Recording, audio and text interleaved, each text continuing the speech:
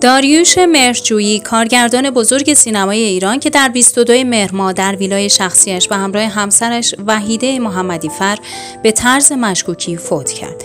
داریوش مهرجویی زاده 17 آذر 1318 فیلمساز و نویسنده ایرانی است. او یکی از فیلمسازان برجسته ایران و از چهره‌های اصلی موج نو سینمای ایران است. مهرجویی علاوه بر فعالیت در سینما به نوشتن رمان و ترجمه نیز می‌پرداخت.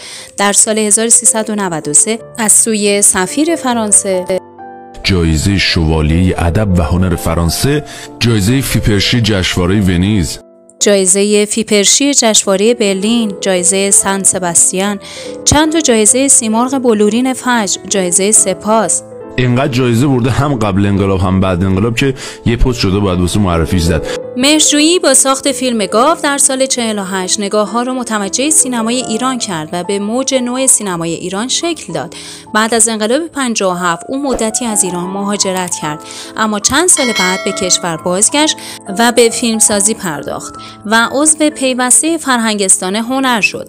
از دیگر فیلم‌های مهم او میتونیم به اجاره‌نشین‌ها، هامون، سارا، پری، لیلا، درخت گلابی، مهمان مامان و سنتوری اشاره کرد.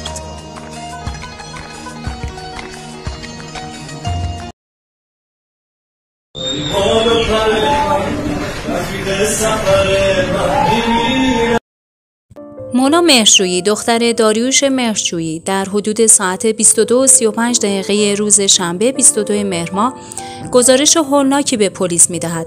مونا که از خانه بیرون بوده بعد از بازگشت زنگ در رو میزنه ولی کسی در رو باز نمی‌کنه و خودش با کلیدی که داشته وارد خانه میشه و با جسد پدر و مادرش روبرو میشه. سعید منتظرالمهدی، سخنگوی فراجا، در تازه‌ترین توضیحات درباره قتل مشکوک داریوش مهرجویی و همسرش اعلام کرد که کارآگاهان به سرنخ‌های جدیدی دست یافتند. او همچنین از شناسایی 4 مظنون و دستگیری 2 نفر از آنها خبر داد و گفت 2 نفر دیگر هم به زودی دستگیر خواهند شد.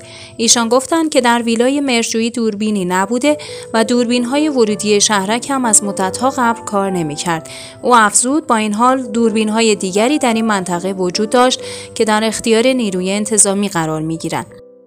یک منبع آگاه ضمن اشاره به دستگیری چند متهم پرونده قتل از دستگیری باغبان این خانواده خبر داد. همچنین بخشی از گفتگوی منتشر نشده از وحیده محمدی‌فر منتشر شد که مرحوم در آن اشاره مهمی به ماجرای باغبان داشته است.